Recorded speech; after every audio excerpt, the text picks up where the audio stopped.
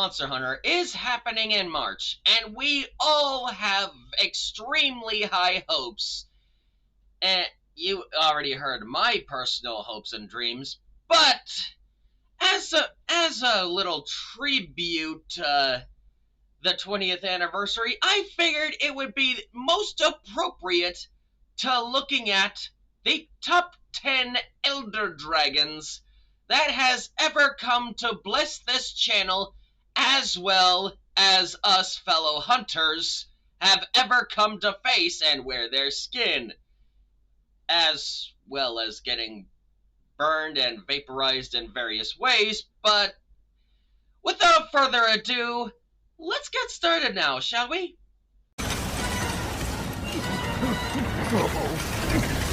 Number 1. Catastrophe given form. Apocalypse given flesh. Disaster given power over all the elements. This is Alatreon.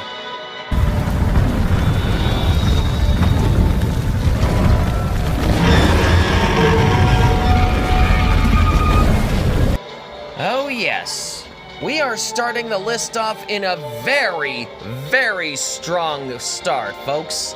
Alatreon is a member of Elder Dragons that is consisted of a power level that is completely unmatched. This group of Elder Dragons is known only as the Black Dragons, which consists of Alatreon, Dire Morales, and the original Black Dragon himself, Fatalis. But, I think we'll be talking about him later on. But back to Alatreon. To understand what Alatreon can actually do, I want to do a little detour and explain what the elements are in the realms of Monster Hunter. You see, there are the elements of fire, lightning, ice, water, and dragon. These 5 elements are what make up the foundations of the entire Monster Hunter franchise. And back in Tri, Alatreon was originally only master of fire, lightning, ice, and dragon. Which is kind of sad having water being left out. That is, until he was unleashed in Iceborne, where he not only mastered the element of water, but even got secondary forms. And these forms consist of a fire form, where primarily is focused on fire and lightning, an ice form, which consists of lightning and ice, and of course, the balanced dragon form, which he uses all the elements, but uses more physical dragon attacks. But here's the catch when he switches. Instead of just, changing in a dramatic way, he changes with a very dangerous attack, which is literally known as Divine Judgment. And if you are completely unprepared, well, you will be judged. Now, as much as I would like to talk a little bit more about Alatreon, long story short, you better have a very strong team and a lot of healing potions and such. And yeah, just stay prepared if you want to face this Black Dragon. Now, let's just move on because we have so many other Elder Dragons to talk about. So, let's move on to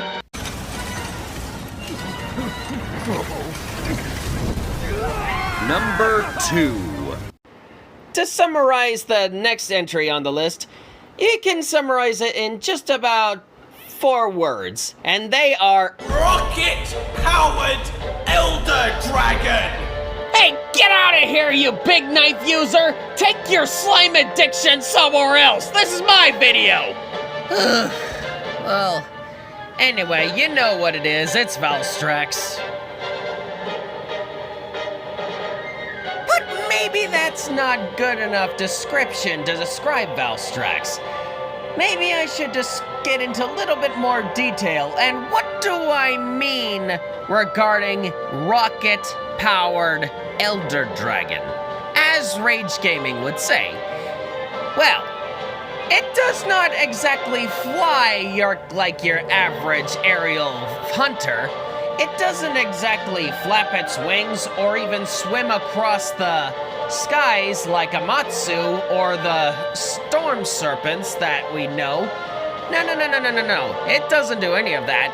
Instead, it has turned its wings into a sort of jet engine systems, literally causing combustions at the tip of its wings, allowing it to go at supersonic speeds. Or in case if that's not dangerous enough, it can actually use its own wings as specialized laser cannons. Or if you want to get even more creative with your wings, it actually has blades at the very tips of it, impaling you or slicing you in half. I mean, seriously, I have no idea how any of these biomechanics even work, or is even physically possible how that works, but the absolute biology of this ridiculously designed dragon is absolutely insane.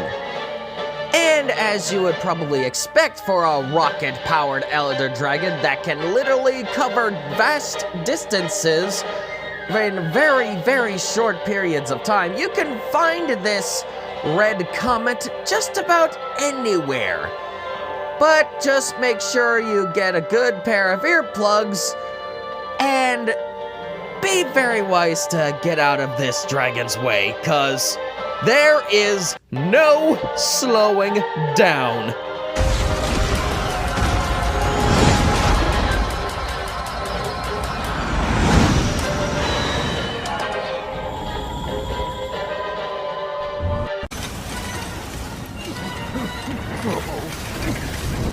Number 3.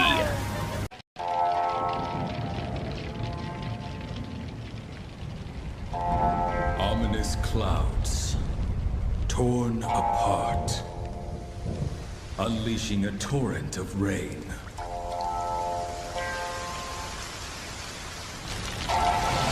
Then, an unrelenting typhoon, connecting the heavens once again.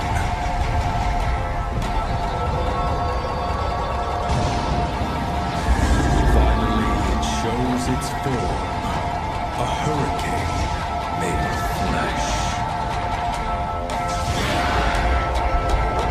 Bringing death through gale and storm, a dragon god ready to thresh.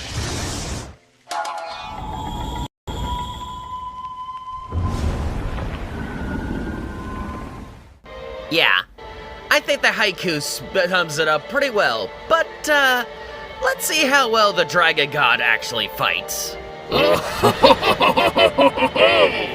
So you would dare to challenge me? You would dare challenge Amatsu? Then I encourage you to step forward and face divine judgment, oh foolish mortal! You see, unlike the other dragons that are just waiting around or minding its own business, Amatsu is actually the type of dragon that will lead you to your death! And of course, his methods are just as divine as the legends are about this divine dragon. As you would expect from a living storm, his weapons and various weapons in his arsenal are consisted of, and most certainly not limited to, tornadoes of various kinds that would give Kashala Deara a huge run for his money, and various forms of lightning abilities that would make the Kirin look nothing more than a stuffed plushie that has rubbed too much on static carpet, and of course various water beams that would most certainly make every day a rainy day. I mean, of course you can actually say But Yenguy, we got Narwa and Ibushi that can control the storm as well. Yeah, right.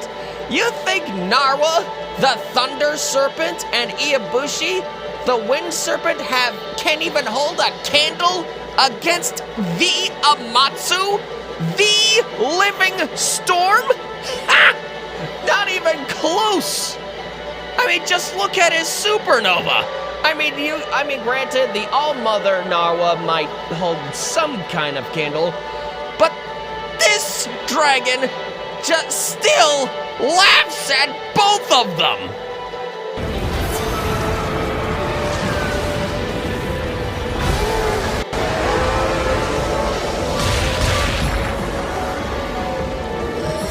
Yeah, he literally plays the floor is lava with you. Or, I guess I should rephrase, the floor is lightning. And of course, the epicness doesn't stop here. You see, in order to fight this divine beast, the first time you fight it, you have to use a Thunderlord Zinogre in order to stand a chance against him, which is kind of a callback as to why we're even fighting a Zinogre in the first place. You see, this dragon drove out the Thunder Puppies out of their natural home due to this dragon's very stormy presence.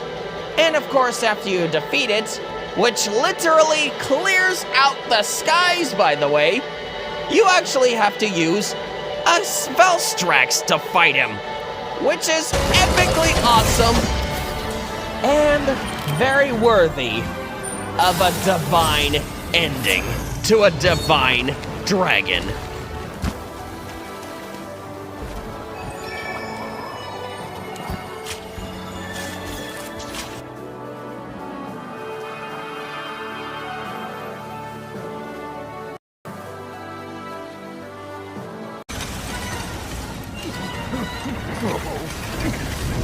Number 4. Winter is coming, and with it brings a very cold mistress. Cloaked in an armor made of glacial ice, she treads with a cold grace. Her breath as lethal as even the worst of any blizzard. The sting of her tail as cold as the fangs of frost. Admire her beauty and grace, but beware her wrath and danger, for her name is Volcana. Oh yes, the Ice Dragon herself graces us with her cold presence, and not just in Iceborne, but in Sunbreak as well, bringing with her a very, very cold way for you to die. And being the master of cold, you would expect her to bring a lot of cryomancy, and indeed she does. Wearing an armor made entirely out of ice, she is very well protected from most attacks, and also she can also freeze you in your tracks or create ice walls in given areas, giving her that much more control of the battlefield. And if that's not chill enough, she can actually freeze the air and have icicles fall on top of your head. And, of course, her ability to use the cold is not limited to just her breath.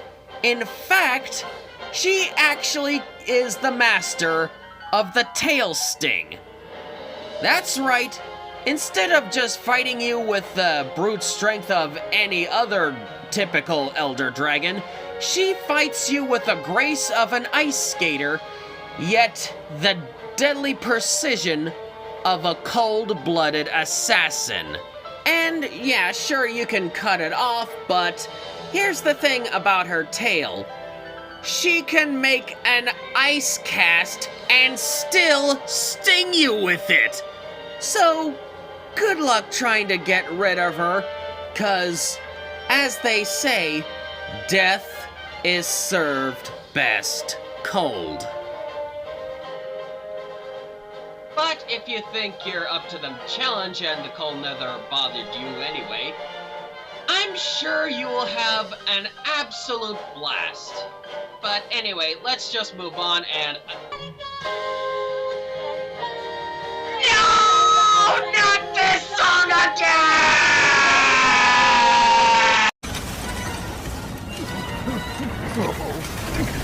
Number 5. It is said that all life began in the sea. And even in the case of the Coral Highlands, this fact cannot be proven more true.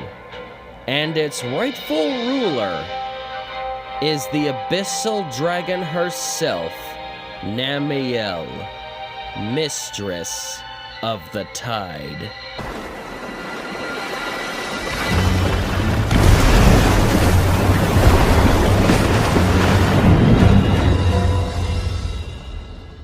Now, those of you who have watched this channel long enough already know how much I love and absolutely adore Namielle. She is literally the embodiment of the beauty and power of the deep sea. In fact, that's actually why she is called the Abyssal Dragon, having bioluminescent skin, wings that form a manta ray-like cape, and tipped with electrified tentacles, almost making her very much like a floating jellyfish when she flies, and of course having water powers that are almost second to none, and most certainly nothing to scoff at. She's actually well renowned for her ability to soak the World Eater himself, Devil Joe. So, how does Namielle use water? Well, let's begin with the fact that she can use water bombs to, cause water blight, or she can use hydro pump to blow you away, or if she really wants to focus on her water beams, she can actually focus it on a very small beam that can carve through solid stone and causing an orchestra of water explosions. And of course, we can also see that she actually leaves puddles as she slides across the arena. But why are there so many puddles, you ask? Well, she uses those puddles in various ways, using them to either make waves, big or small, and yeah, if you're a surfer, you would really prefer the big waves, but she also, keep in mind, she can actually electrify those puddles, effectively making them electrified mines. And of course, you must also watch out for her bioluminescent, because that's when she really uses her electricity. And if she uses a supernova, well...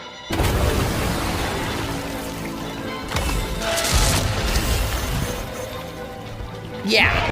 She does that. And if you actually do an arch-tempered battle, she will do that multiple times in a row.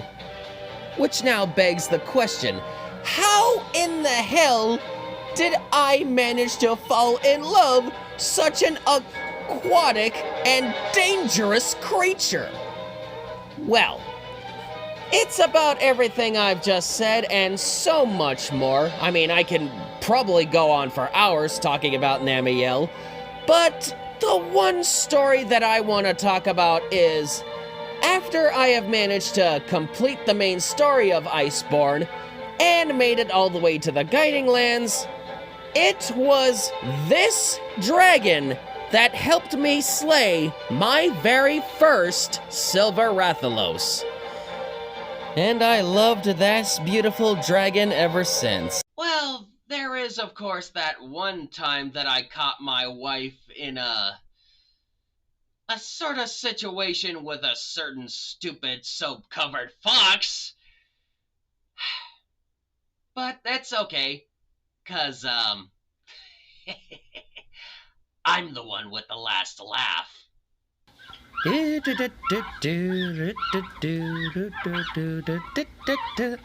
Oh, hey guys. Oh, what's this? Oh, well, yeah, Mizitsune here is actually helping me keep things a little bit cleaner. But anyway, back to Namiel. Go on, get. And I know for a fact that I am not the only one who loves Namiel. In fact, her beauty is well renowned to break any man's sanity. Just keep in mind, though, that if you make her angry, she will make you drown, even if you are in a very high place.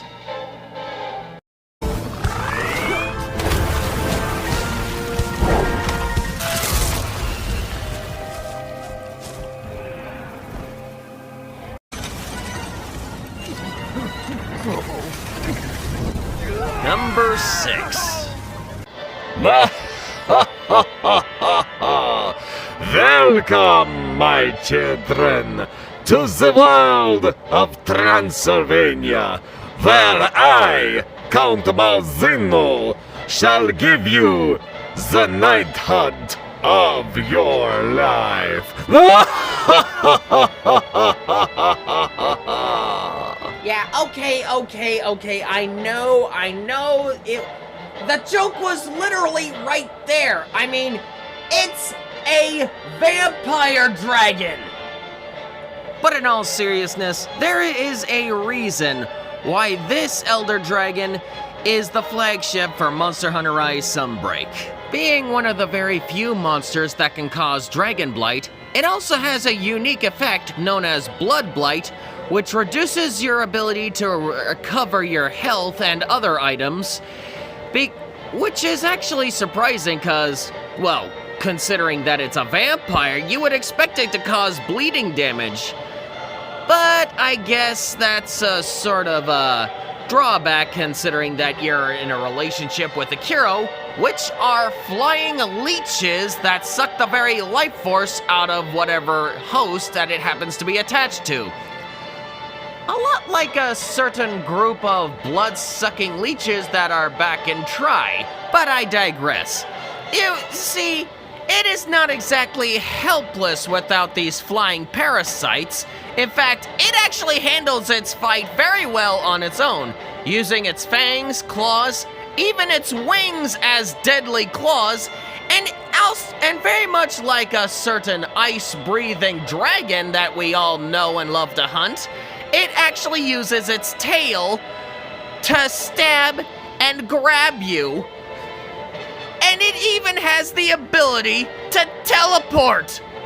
What kind of mad scientist would give this monster that kind of power?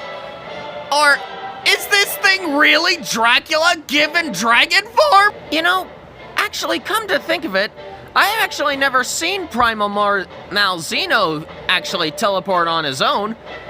But I guess that's what happens when you actually build a relationship with blood-sucking leeches. And by now you're probably wondering, why do I keep bringing up the Kiro so much? Well, you see, there is a certain backstory with Primal Malzino and the Malzino we know today. There's a certain subterranean monster that he's been fighting for who knows how many years. But because the Kiro have been involved in between these two for so long, it would only be a matter of time before Malzino, well, falls into the dark side. So, a little word to the wise hunter. Be sure to eat a lot of garlic. Otherwise, you'll just be another tasty meal to this bloodthirsty, draconic count.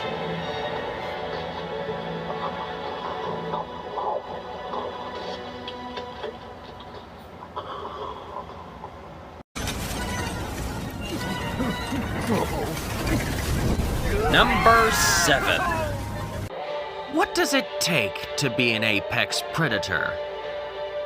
What does it take to be on top of a world full of dragons and other monsters of legendary power and prowess? Well, I guess there's no one better to ask than someone who happens to eat dragons for breakfast.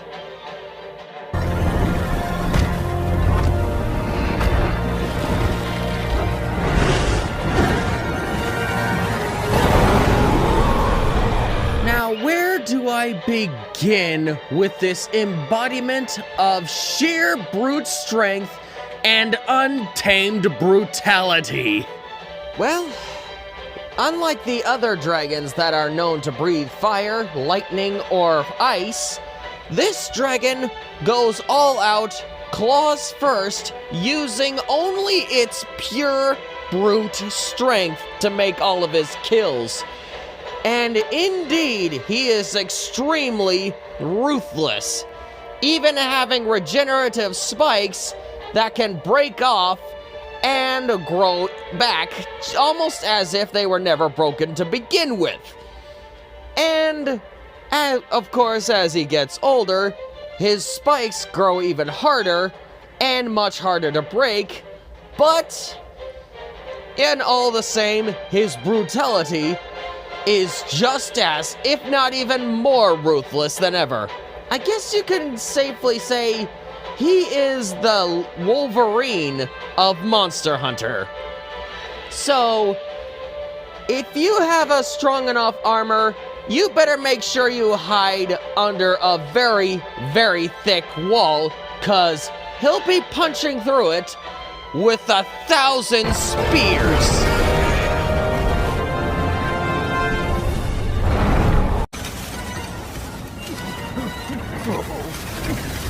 Number 8. You know, I was really debating on this one, but after such deep thought, you know what? Here is the darkest and most terrifying monster you would ever face. A true monster of devastating metamorphosis. And it is the Magella Trio.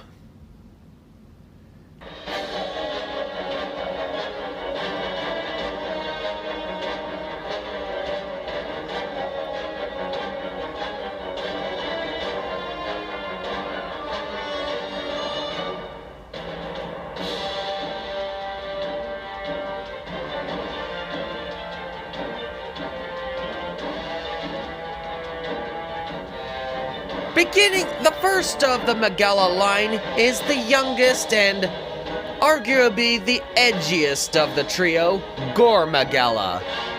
Though officially classified as unknown, I'm gonna go ahead and give him a pass because the adults are classified as elder dragons, and, well, I mean, just look at it. It has the 2 wings and the 4 legs. The basic body plan of the average elder dragon. Although his wings are especially unique, either forming as a cape or as an extra pair of arms, which is already terrifying enough. I mean, imagine fighting a dragon that can swipe at you 4 times with 4 sets of claws, and of course, using the frenzy virus to either give you a power boost or destroy your ability to heal over time, and causing utter devastation across the entire ecosystem where it dwells. Yeah, you can imagine how much darkness this beast can bring. Of course, the funny thing about Gore Magella is that he is doing all of this using its 4 arms like Goro to kill you, and spreading the frenzy virus while blind. But this is where we talk about its metamorphosizing forms. First, if it lives long enough, it sheds off its black scales and other black appendages and puts on a more golden hue, marking its adult form in the form of Shagaru Magala. And now, as an adult, Shagaru Magala is now even more powerful than ever, and can actually see without having to rely so much on the Frenzy Virus, but now it uses it as a primary weapon to kill everything around it. And of course, as you would expect from a dragon that causes a plague, something that is extremely parasitic. But what happens if a Gore Magala fails at molting to become a Shagaru Magala? Well, it becomes a chaotic Gore Magala, where it's basically halfway between Shagaru Magala and halfway Gore Magala. And all forms and all aspects of the way extremely aggressive and, well, as you can see right here, more erratic in its attacks and extremely unpredictable. But whatever flavor you choose to face a Magala, just know that you will be facing a dragon that will cause death and spread it like a coronavirus.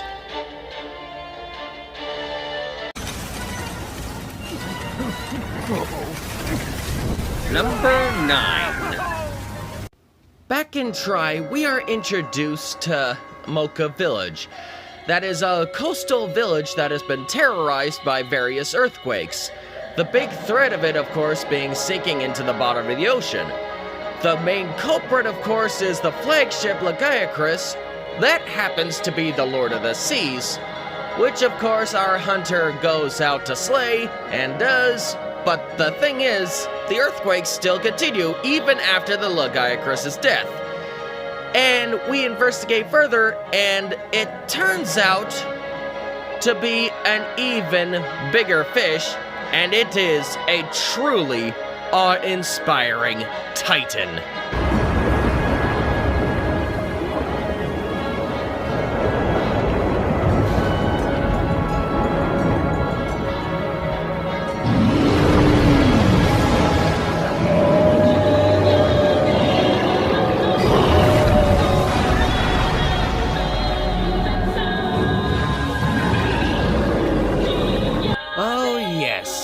Sideus. The first time you meet this divine whale, you actually are absolutely in awe of not only his sheer size, but also his ridiculously huge horns, and probably the most majestic beard you would ever see in all of Monster Hunter.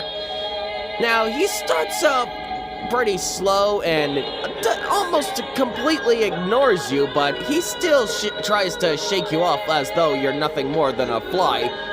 But that just shows how powerful this Elder Dragon truly is. I mean, the reason why the earthquakes are happening to begin with, well, it turns out actually is because those horns keep growing over its face, and the only way to shave them down is to scrape them at the face of a cliffside. So the main objective to this fight is actually to drive the beast away. But first, in order to do that, in the first phase, as he is swatting you away like a fly, you'll have to, give a trim to the beard. But this is where the real fight begins, in the second phase, as you are in the lair of the Sideus, in ancient ruins that actually house an ancient Dragonator, as well as a couple ballistas. But the main objective, of course, is you got to break the horns and survive long enough to drive it away. And the ending to that fight is the most satisfying conclusion to the story you can ever find. And of course, you can go back and slay the beast and get awesome armor set, but I only do that for science. But every time you fight this beast, you are always gonna be in for a very big whale of a very big fight. Hey, Capcom, if you're gonna bring underwater combat back, be sure to bring this divine whale back as well. And also, if Nakarkos is also involved, can you imagine the turf wars between these two titans would be like? Ooh! The epicness! Somebody write that down and spread the word!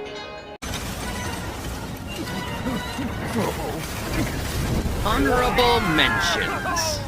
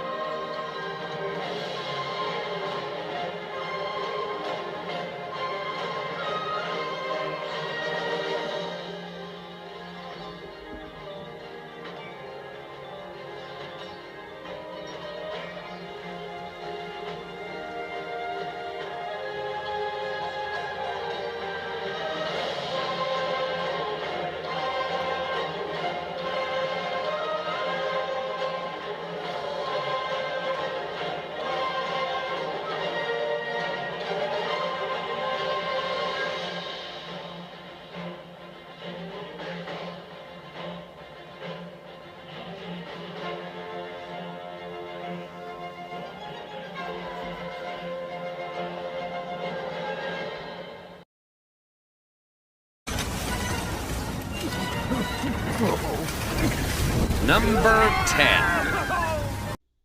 So, you think you know fear?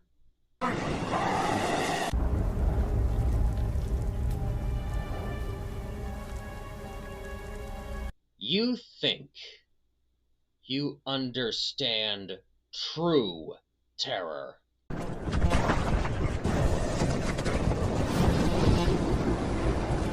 Have you ever truly gazed into the face of death itself?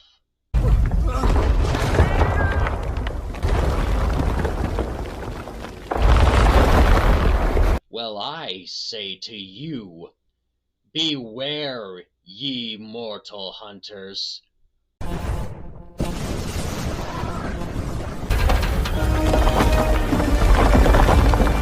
For this is true terror.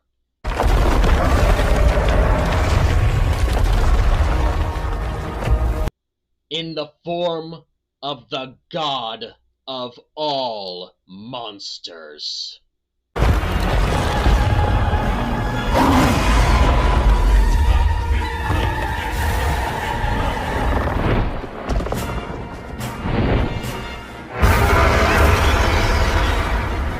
Yes, indeed. Who am I to deny the utter sheer power and pure malice that is Fatalis himself? Now, I know he looks like a generic dragon. I mean, yes, he is extremely boring. You'd think, oh, it's just a generic dragon. What could he possibly do? Well, clearly you'd have no idea the true legends of Fatalis. You see, this dragon single-handedly destroyed an entire thriving kingdom in just one night, using its fire breath to incinerate just about everything in its path, including solid steel. And speaking of steel, his scaly hide is even tougher. Now, in fact, it actually doesn't just take your weapons and a good team of hunters with you. It actually takes an entire arsenal of heavy artillery, ranging from ballistas and a Roman Gatling gun, even to the heavy-duty Dragonator. Yeah, he is that powerful. And even worse still, he wasn't even supposed to be an Iceborn to begin with. He basically welcomed himself into Iceborn. In case if you guys don't actually believe me, here's the proof skit that just happened in the office of Capcom. The Alatreon was a success. What should be the next? Oh, no, not Why, you! hello there, Sujimoto. So you really thought you could just give me an animated tribute and never see me again? The god of all monsters? You truly are a fool to deny me my right. Listen, Fatalis! Please spare this place! The other humans are not ready You for— think these humans are unworthy to face me? I will show you. Wait, what is this? No, the human— Please don't! Care about these mortals? Now I have to do something! Well, isn't that just delicious? No, Fatalis, don't do it! I would have I'm warning you, this will not be the— facility and leave nothing of you. But I've decided to let you watch your precious community all burn before your very eyes.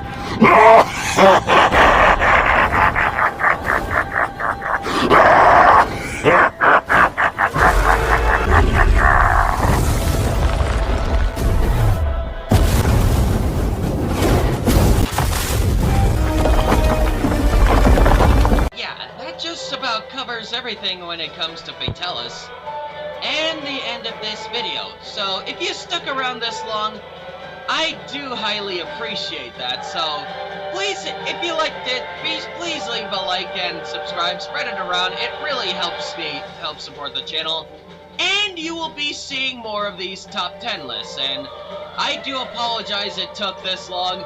As you can see in the size of this video, it took so much work. Foolish hunter.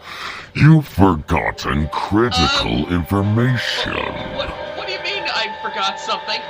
Did you not forget to tell them what I do to foolish humans that would dare hunt me?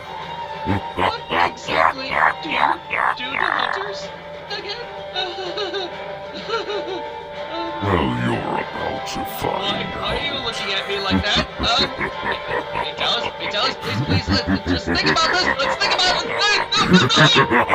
Oh, God! Oh, it burns! Oh, the flesh! Oh, no, let me go! Oh, my God, it's burning in my skin! Get me out of here! Wait, no, wait, you're gonna... No, wait, you're not gonna... No, wait,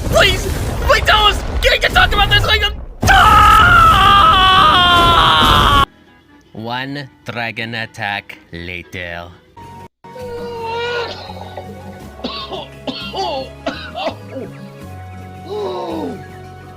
Oh my god. That's one hell of a ride. Well, I guess this is a wrap, guys. Hope you guys enjoyed the show, and if you liked this show and made it all the way here, please be sure to leave a like, subscribe, get lucky today to become an Ammonite, and I promise I'll make sure to make it my goal to make at least one top 10 list every 2 months, or 1 month if I'm feeling extra productive. But in the meantime, be sure to leave a like, subscribe, get lucky today, become an Ammonite, and as always, I'll see you the next time. Yenguy. Now, I think I need to make sure this isn't badly burned, cause I feel really cooked even down here.